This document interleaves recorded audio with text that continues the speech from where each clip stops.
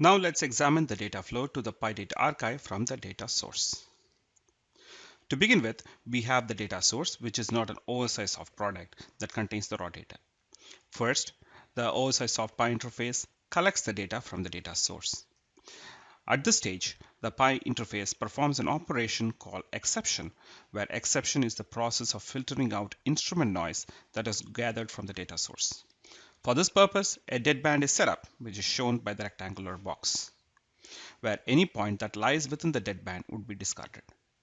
Note that exception and so-called compression settings that would be discussed shortly are included in the Pi point configuration itself.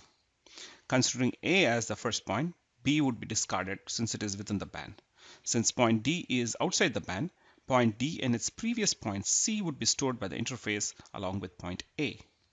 Thus, only points A, C, and D would be stored by the interface before it is sent to the PyData archive via the buffering mechanism. Note that it would be a best practice to configure the buffering mechanism on the interface node. In short, buffering mechanism is vested with the responsibility to store the data before sending the data to the PyData archive. This mechanism becomes valuable when, for example, the connection to the data archive is not available. The data would be buffered in files on the interface node itself. Thereby, once the connection gets established to the PyData archive, the data from the files will be flushed to the PyData archive snapshot subsystem, thereby ensuring no loss of data.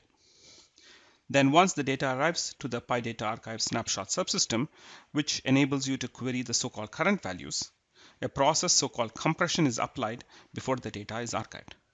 In this process, only the slope of the line is taken into consideration, where a similar deadband is applied to the data. In this example shown, only points A, E, and F would be stored in the archive. Thus, when a user tries to retrieve the data later to plot a trend, for example, interpolation would be used to connect the data points between A and E, thus eliminating the storage of intermediate points, namely B, C, and D.